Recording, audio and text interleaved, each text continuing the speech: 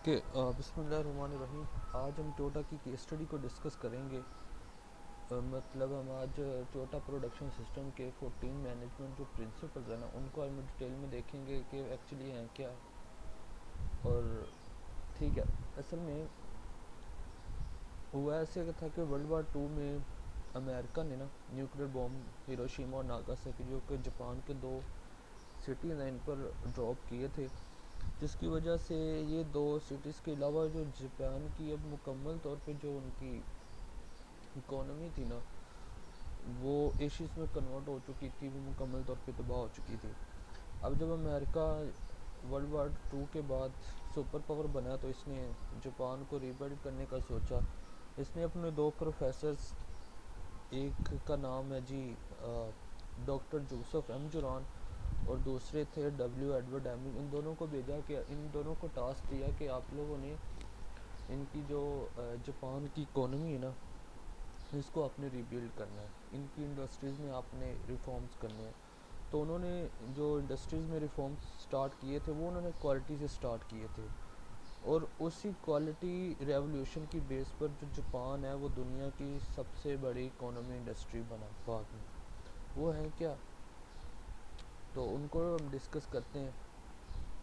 W Edward among کی جو ایک اسٹیٹمنٹ ہے نا، وہ کہتے ہیں کہ 94% problem in any organization is due to their processes and waste۔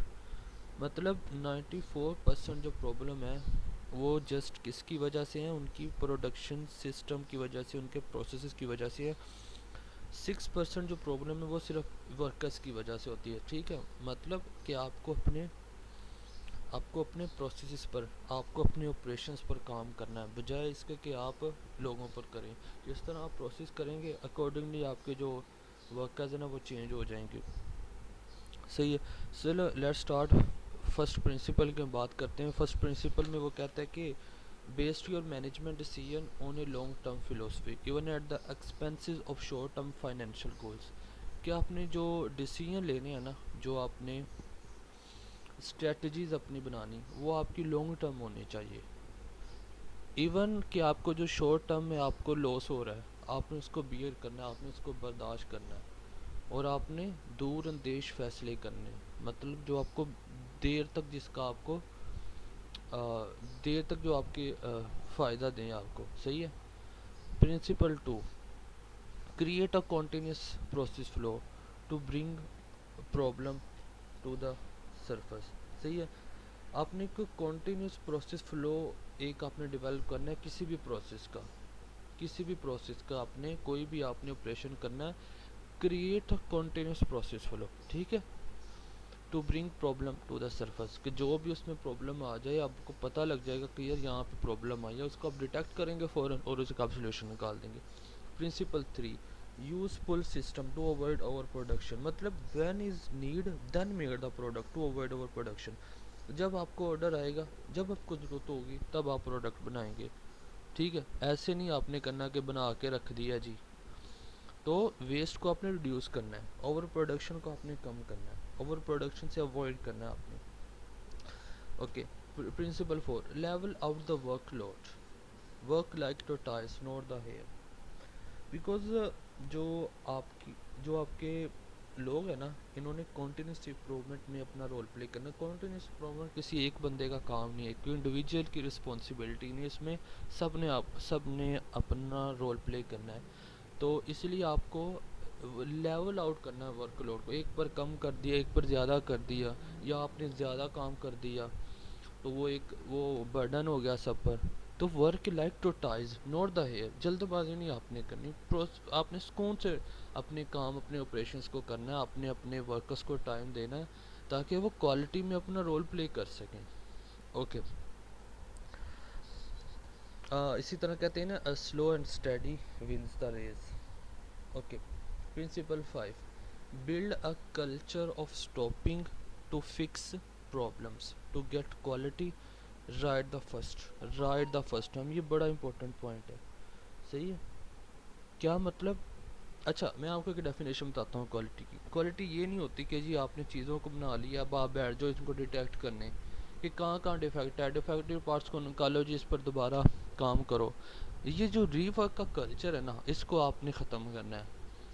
Quality یہ ہوتی ہے کہ آپ نے فرسٹ ٹائم جو چیز بنانی ہے، آپ نے فرسٹ ٹائم اس کو ٹھیک بنانا ہے. ری ورک والا کلچر ختم ہونا چاہیے. ٹھیک ہے، there is no culture of an organization to rework, no production of defective products to avoid re work.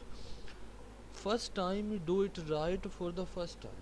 Okay, کیونکہ اور امپورٹنٹ بات، build a culture of stopping to fix problems.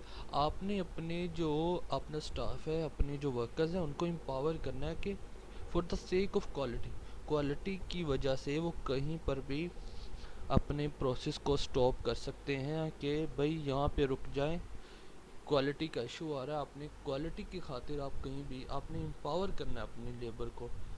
ٹھیک ہے، کہ وہ کہیں بھی کوالٹی کی وجہ، کوالٹی کی ریزن کو بنا کر اپنی پروڈکشن کو سٹاپ کر سکتے ہیں.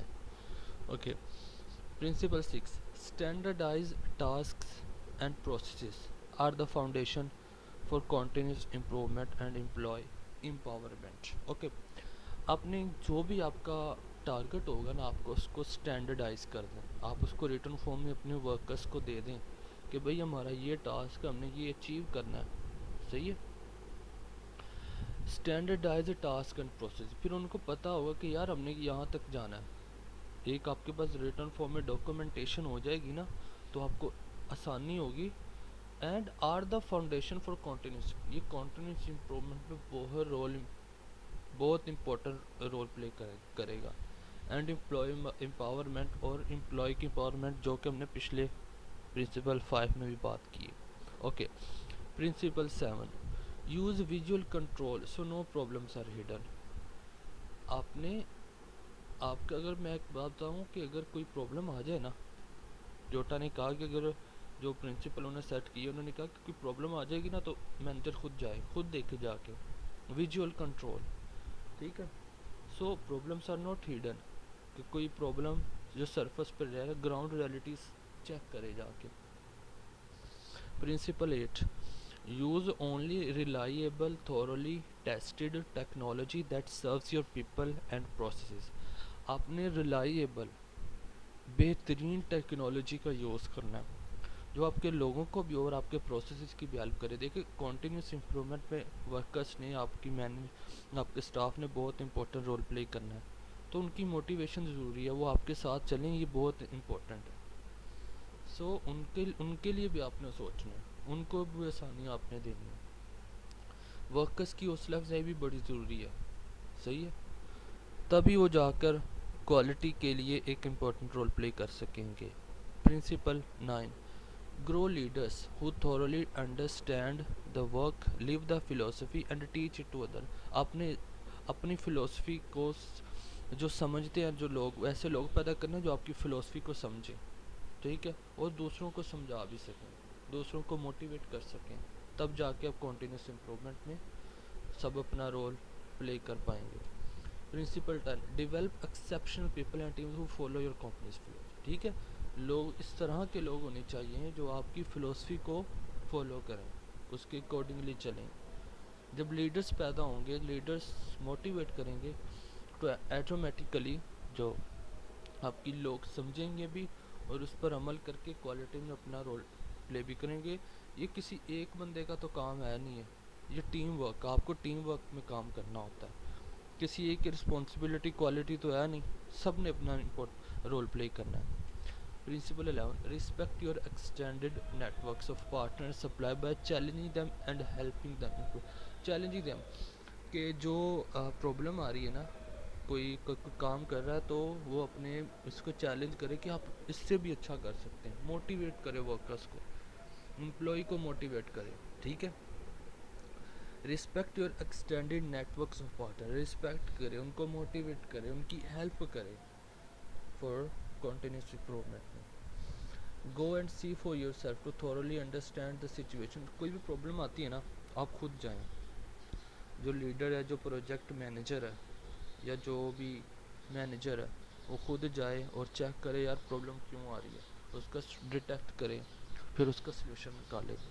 Principle 13, make decisions slowly by consensus, thoroughly considering all options. Implement decision rapidly. आपने कोई डिसीजन लेना है ना, बहुत सोच समझ के लेना है. Make decision slowly bye consensus, thoroughly considering all option, सारी ऑप्शन को जहन में रखना है. बड़े सोच समझ के आपने क्या लेना है, डिसीजन लेना. जब डिसीजन ले लेंगे तब आपने उसको इम्प्लीमेंट कर देना, फ़ौरन उसको इम्प्लीमेंट कर देना. Principal 14, becoming a learning organization through relentless reflection and continuous improvement. अपनी गलतियों को सीखना है. कोई प्रॉब्लम आ गई है, 5 वाई फ्रेमवर्क यूज़ करो. 5 वाई फ्रेमवर्क में क्या कहता है, रूट कॉज तक पहुंच जाना.